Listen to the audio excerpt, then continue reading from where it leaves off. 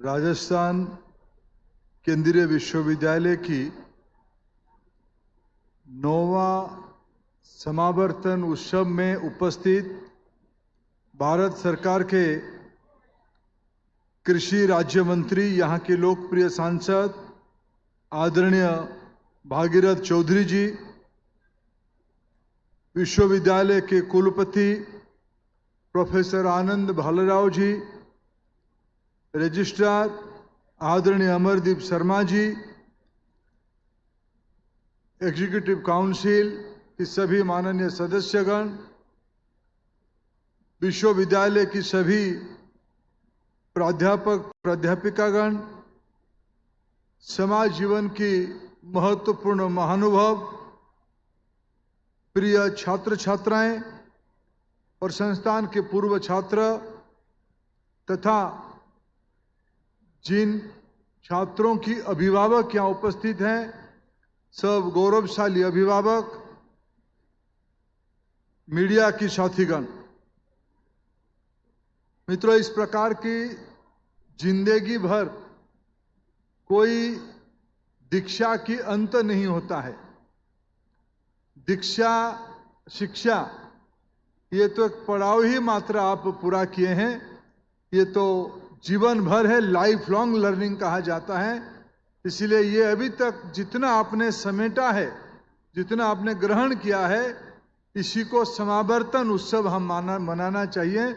मैं आप सभी को आपकी नई जिंदगी में प्रवेश करने के लिए यूनिवर्सिटी के 9th कन्वोकेशन में समावर्तन उत्सव में शुभेच्छा देता हूं। आपकी अभिभावकों को भी शुभेच्छा देता हूं।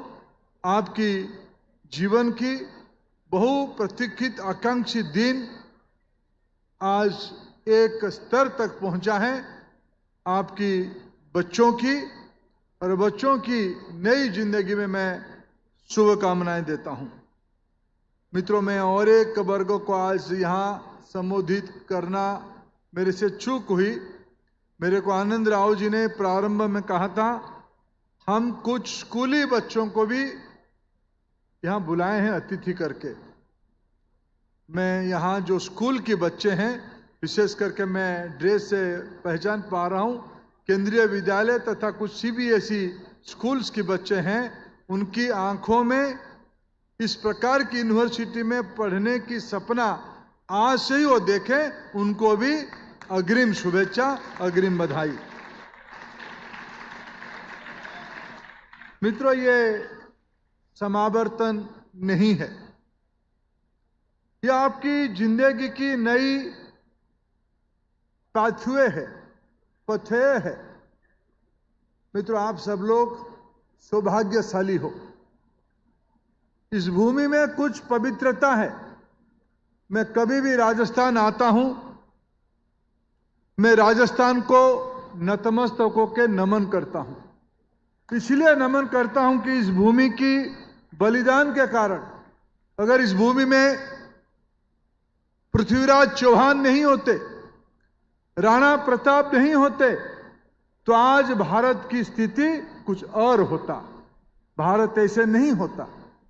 उनके बलिदान से ऐसा असंख्य नाम गिनाया जाता है। पिछले 1000 साल की, आज तो हम 1947 से आजादी प्राप्त हमको हुई, लेकिन उसकी पहले 1000 साल भारत विभिन्न कालखंड में गुलामी में रहा। उस गुलामी के खिलाफ सर्वस्व निछावर करके किसी इलाका के लोग लड़े, तो इस पवित्र भूमि का नाम है राजस्थान। और आज जो नई पीढ़ी के लोग, आप केंद्रीय विश्वविद्यालय राजस्थान के विद्यार्थी बनके कुछ समय आपने यहां बिताया। आज आपकी नई जिंदगी में आप प्रवेश कर चुके हो। आपकी ये संस्कार आपकी जिंदगी भर रहेगी। आप अन्य कोई इंस्टीट्यूशन में पढ़ सकते थे, राजस्थान के अन्य कोई विश्वविद्यालय में पढ़ सकते थे, लेकिन आपने चॉइस किया सेंट्रल यूनिवर्सिटी राजस्थान में पढ़ने के लिए। मैं इस यूनिवर्सिटी की वाइस चांसलर आदरणीय श्री भालेराव जी तथा उनकी तमाम एकेडमिक कॉलीग को कृतज्ञता ज्ञापन करता हूं देश की ओर से कि आपने मेहनत करके इस विश्वविद्यालय के विद्यार्थियों को योग्य बनाया ही होगा, जो 21वीं सदी में नई दुनिया बनाने की संस्कार लेके यहां से जा रहे होंगे। ये विश्वविद्यालय एक महान इंस्टीट्यूशन है। 2009 से आज 2025 तक लगभग 15, 16, 17 साल की यह विश्वविद्यालय एक नई रूप ले चुका है। मेरे जितना सूचना है मेरे पास, शायद पिछले 15-20 साल में खुले हुए यूनिवर्सिटियों में कम यूनिवर्सिटियों को नैक की A++ की मान्यता मिलता है, 3.54 की मान्यता मिलता है। मैं सबसे पहले फिर एक बार भालेराव जी, उनकी तमाम एकेडमिक कॉलीग तथा आप सभी को बधाई देता हूं। आप देश की एक हाई स्टैंडर्ड्स की यूनिवर्सिटी की पास आउट हो रहे हो। मित्रों, आप किस समय में इस यूनिवर्सिटी से बाहर जा रहे हो? मैंने जैसे कहा शुरू में, ये पढ़ाई सिर्फ इस एजुकेशन की डिग्री लेने तक समाप्त नहीं होगा। यह पढ़ाई का एक पड़ाव, ये सीख के एक पड़ाव आपने पूरा किया। अभी आपकी सब उम्र 20+ होगा। पीएचडी वालों की मैं चेहरा देख रहा था, ये सब अच्छे विद्यार्थी हैं। सब शायद 23, 24, 25 साल में आपने पीएचडी भी पूरा कर लिए होंगे। आपकी कंधे में जब आपको 50 नहीं हुआ होगा, तब इस देश की हम आजादी का शताब्दी मना रहे होंगे 2047 तक, और 22 साल बचा है। जिनको आज 20 साल है उनको 42 साल होगा। जिनको आज 22 साल है उनको 44 ईयर्स होगा। कितना भी जोड़ दे 50 साल नहीं होगा।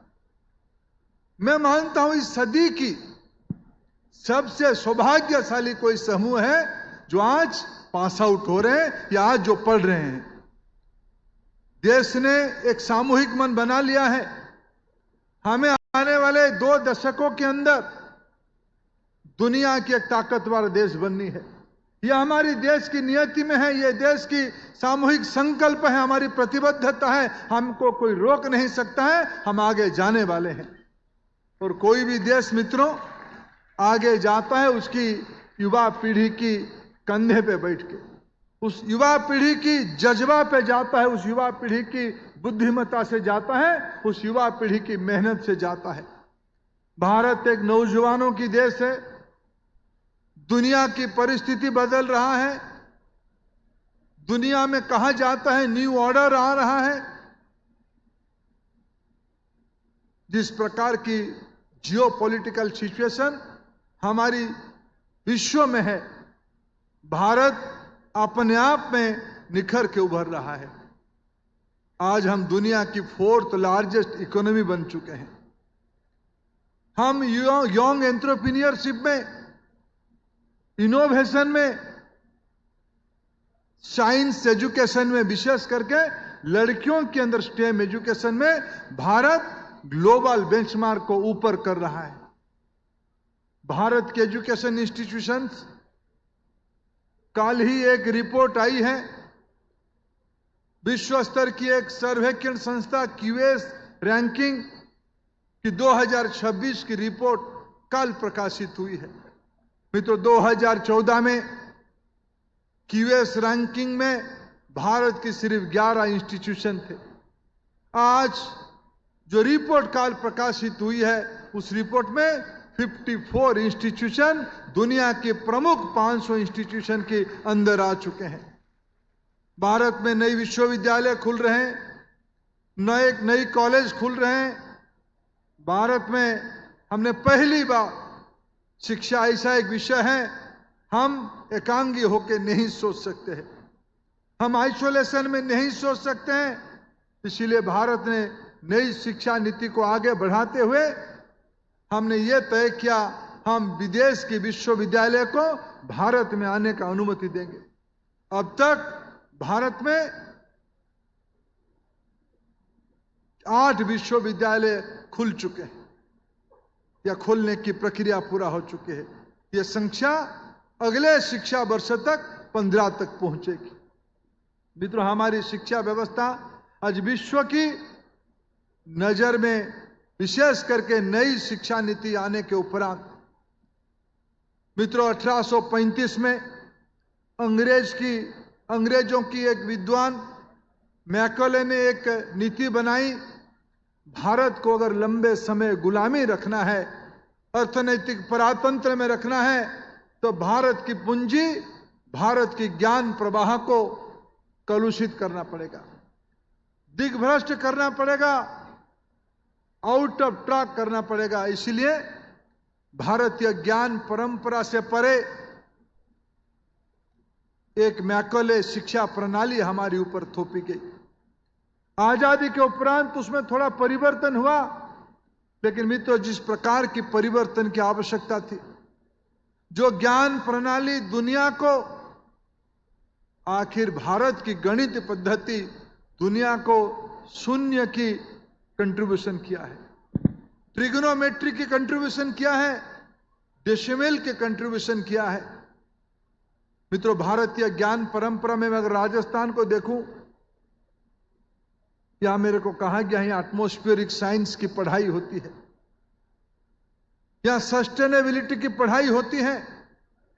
मैं अपील करूंगा सेंट्रल यूनिवर्सिटी की फैकल्टीज को, स्टूडेंट को, क्या कभी आपने इस नैसर्गिक परिस्थिति की विपरीत स्थिति में रहने वाले राजस्थान की वाटर मैनेजमेंट के बारे में आपने सोचा? यहां की सागरों के बारे में सोचा? यहां के तालाबों के बारे में सोचा? यहां की बावली के बारे में सोचा? ये सिर्फ एक तालाब नहीं थे, उन दिनों की एवरेज रेनफॉल की कंटेंट कैपेसिटी, उन सारे वर्षा जल को रख पाने की व्यवस्था की विज्ञान इस समाज में पढ़ाई किया गया है। आज भी मैंने यहां देखा, आज देश में राजस्थान आर्किटेक्चर सबसे आकर्षित है। भारत की कोई भी व्यक्ति के मन में इच्छा रहता है, मेरे घर की शोभा तब बढ़ेगी अगर राजस्थान की जाली मेरे घर में लग जाएगी। ये कोई यूरोप के लोगों ने यहां नहीं बनाई, यह हमारी इस मिट्टी की सभ्यता की पद्धति की निकली हुई कला संस्कृति की प्रक्रिया है। दुनिया में जब प्रिंटिंग की कल्पना नहीं थी, राजस्थान में टेक्सटाइल के ऊपर प्रिंटिंग की कल्पना की गई थी। यह सारा विषय भारतीय शिक्षा प्रणाली की अंतर्गत है। और यह केवल पुरानी बात नहीं है। इस बार की इंजीनियरिंग स्टूडेंट्स के एंट्रेंस एग्जामिनेशन हो, या इस बार की अभी अभी प्रकाशित हुआ मेडिकल एंट्रेंस की रिजल्ट हो, यह मैं केवल कोटा के कारण नहीं कह रहा हूं, मैं उसको समीक्षा करके कह रहा हूं। मैं राजस्थान को बधाई देता हूं, यह राजस्थान की बुद्धिमत्ता की परिचय है। इस बार भी जेईई और नीट में राजस्थान ने अपना परचम लहराया है। यह ज्ञान की भूमि है, मां सरस्वती की भूमि है, यह विचारकों की भूमि है, साहित्य की भूमि है, विज्ञान की भूमि है, कला की भूमि है, जो भारतीय व्यवस्था के ऊपर बनी हुई थी। आज फिर एक बार राष्ट्रीय शिक्षा नीति 2020 के तहत ये सारे शिक्षा प्रणाली को हम एक सफल प्रयोग करने की एक प्रयास किया जा रहा है। शिक्षा मल्टीडिसिप्लिनरी हो, शिक्षा जॉब ओरिएंटेड हो, शिक्षा केवल डिग्री के लिए ना हो, शिक्षा दक्षता के लिए हो। माननीय प्रधानमंत्री कहते हैं डिग्री महत्वपूर्ण है, लेकिन उससे ज्यादा महत्वपूर्ण कॉम्पिटेंसी है, दक्षता है। आज हम अपना शिक्षा व्यवस्था को वोकेशनल एजुकेशन के साथ जोड़ रहे हैं, एंटरप्रेन्योरशिप के साथ जोड़ रहे हैं। मैं जानता नहीं भालेराव जी, यहां के आपकी 20 स्कूल वाले कभी राजस्थान की छोटे व्यवसायों की बिजनेस मॉडल को केस स्टडी बनाया कि नहीं बनाया? अपने बड़े बड़े कॉरपोरेशंस की सक्सेस स्टोरी केस स्टडी बनाया होगा। क्या कभी आपने कल्पना किया, कभी कभी भारत की लोक कथा में एक लघु हास्य भी है, जहां ना पहुंचे बैलगाड़ी वहां पहुंचे। यह क्या था? यह कोई, मैं तो इसको सम्मान मानता हूं। मैं दुनिया की, मैं केवल भारत की नहीं कह रहा हूं, मैं कभी पूर्वोत्तर भारत में गया, मैं राजस्थानी मूल के छोटे एंटरप्रेन्योर को नॉर्थ ईस्ट में भी देखा। मैं अभी दुनिया की सभी महादेशों में गया हूं, सभी महादेशों में राजस्थान की कोई ना कोई उद्यमी वहां अपना पंचम लहरा रहा है, भारत की पद्धति को वहां लागू कर रहा है। क्या कभी राजस्थान यूनिवर्सिटी की 20 स्कूल इसके बारे में सोचा है कि हमें इसको एक केस स्टडी बनाना है? क्या यह स्टार्टअप नहीं है? क्या उसकी रिस्क टेकिंग कैपेसिटी के बारे में समीक्षा नहीं होनी चाहिए? क्या उसकी फाइनेंशियल मैनेजमेंट एक केस स्टडी नहीं होगा क्या? मित्रों, यह सारा विषय भारतीय परंपरा से कुछ ना कुछ संस्कार से जुड़ी हुई व्यवस्था है। यह सारा विषय को समाज के साथ जोड़ना, समाज के साथ उसको कैसे समझ के काम करना, यह आज शिक्षा पद्धति की आवश्यकता है। यह हमने राष्ट्रीय शिक्षा नीति ने कहा है। मित्रों, मैंने थोड़े देर पहले राजस्थान की आर्किटेक्चर, राजस्थान की टेक्नोलॉजी, राजस्थान की नवाचार के बारे में आपके साथ चर्चा किया। मित्रों, आज जो पीढ़ी समाज में जा रहा है, ये युवाओं की देश में हमारे सामने लक्ष्य क्या है? हमारे सामने लक्ष्य है आने वाले 22 साल में 2047 तक भारत को एक डेवलप्ड इकोनॉमी में परिवर्तित करना। डेवलप्ड इकोनॉमी यानी क्या? मेरे को एक ब्रीफिंग में मैं देख रहा था, आज यहां लगभग 1693 विद्यार्थियों की आज शिक्षा पूरा हुई है, उनको सम्मानित किया जा रहा है। आज 94 मेरिटियस स्टूडेंट्स को गोल्ड मेडल में सम्मानित किया जा रहा है और 77 पीएचडी स्कॉलर्स को सम्मानित किया जा रहा है।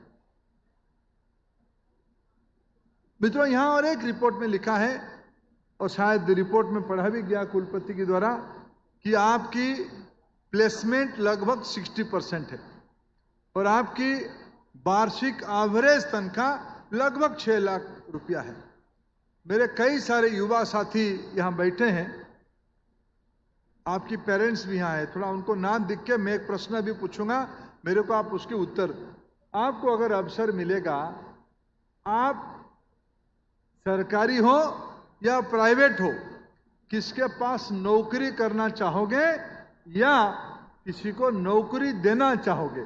किस ऑप्शन को आप पसंद करोगे? नौकरी करना चाहोगे या देना चाहोगे? मैं सुन नहीं पा रहा हूं। नौकरी करोगे या दोगे? लेंगे तो नहीं कह रहे हो, ये आगे वाले चुप हो गए, पीएचडी वाले कह रहे हैं शायद देंगे, लेंगे। युवाओं की रिस्क लेनी चाहिए। कम से कम राजस्थान सेंट्रल यूनिवर्सिटी की बच्चे जब तय करेंगे हम जॉब क्रिएटर बनेंगे, जॉब सीकर नहीं, तब जाके विकसित भारत हो पाएगा, तब जाके देश की सारे नागरिकों की सुविधा हो पाएगी। शायद मेरे हिंदी के कारण आपको थोड़ा समझने में देरी हुई, अभी रुको। ऐसा तो नहीं है ना, मेरे हिंदी तो ठीक ठाक है कि नहीं है? 6G आने वाला है। जानते हो 6G में क्या होगा? आप में से कितने लोग AI को यूज कर रहे हो? ये पीएचडी वाले कम हाथ उठा रहे हैं, उन्होंने पढ़ाई करके पीएचडी लिखा है, और बाकी यूजी वाले थोड़ा अपना असेसमेंट में चैट जीपीटी को देख ही लिया होगा। मित्रों, कल ही प्रधानमंत्री जी ने कहा है AI के ऊपर मनुष्य को हावी होना पड़ेगा। दुनिया बदल रही है मित्रों। विशेषज्ञ यह कहते हैं आने वाले दिनों में वर्तमान की रोजगार के अवसर की रूप परिवर्तन होगा, जॉब प्रोफाइल चेंज होगा, जॉब प्लेस चेंज होगा। ऑफिस नहीं जाएंगे लोग, कोरोना ने एक नया मॉडल हमारे सामने लेके आया, वर्क फ्रॉम। पढ़ाई तो वर्क होम से नहीं किए हो ना, पढ़ाई कैंपस में होनी चाहिए। मित्रों, जॉब प्रोफाइल बदल रहा है, टेक्नोलॉजी आ रहा है, मनुष्य की सहूलियत बढ़ने के लिए टेक्नोलॉजी है, लेकिन ये मनुष्य को खा ना जाए। ये टेक्नोलॉजी एक शेर है, हम शेर के ऊपर बैठेंगे या शेर हमको खाएगा, हमको तय करना है। हमारी इतनी ही ज्ञान होनी चाहिए, हमारी इतनी ही स्पष्टता होनी चाहिए कि हम दुनिया की सारे चुनौती को, और मैं तो भारत की नसीब में, देखो हम सदियों से एक बात कह के आ रहे हैं, हम वसुधैव कुटुंबकम में विश्वास रखने वाले समूह है। समग्र विश्व को, कहीं का भी हो, किसी समाज का हो, किसी धर्म, किसी पंथ, किसी भाषा, किसी वर्ण का हो, भारत के मूल लोग ये मानते हैं समग्र विश्व के लोग हमारी कुटुंब है, हमारी परिवार है। आज तो भारत की नौजवानों के दायित्व 140 करोड़ भारतवासी नहीं है, संपूर्ण ब्रह्मांड की लगभग 800 करोड़ लोगों की समस्या की समाधान, मैं स्पष्ट और विश्वास के साथ कह रहा हूं, भारत के नौजवानों के कंधे में है। अभी दायित्व राजस्थान यूनिवर्सिटी के विद्यार्थियों के ऊपर है। 2047 लक्ष्य, नई शिक्षा नीति हमारी पथेय हो रहा है, समाज की नई नई टेक्नोलॉजी डिसरप्शन, इनोवेशन हमारी मदद करने के लिए आ रहा है। हमारे सामने लक्ष्य है, हम नौकरी देंगे या नौकरी करेंगे।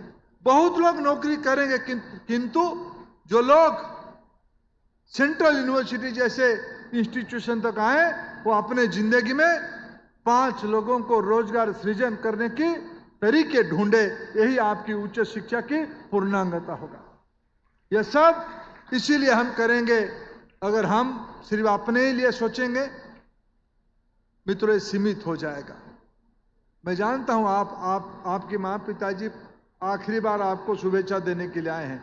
बाद में आप जाओगे आपकी कैरियर में, फिर आपकी नई जिंदगी होंगे, फिर आपको माँ और पिताजी को तरसना पड़ेगा कब आप घर आ जाओगे, या कब उनको आप बुला ही लोगे। आपकी नई जिंदगी शुरू होगा। मित्रों, परिवार तक सीमित नहीं रही हमारी दायित्व। हमारी दायित्व हमारी प्रदेश के प्रति है, हमारी जो जिस प्रदेश से आए हैं, हमारी देश के प्रति है, मनुष्यता के प्रति है। मैं इस मनुष्यता की जिम्मेवारी, वसुधैव कुटुंबकम की सही तत्वों को आपकी जिंदगी में, मित्रों, आज समाज पिछले कई दशकों से अधिकार के बारे में बात कर रही है। हमारा ये अधिकार है, हमारा ये अधिकार है। मित्रों, किसी के अधिकार सुरक्षित होती है जब किसी ने इसके लिए जिम्मेवारी लेते हैं।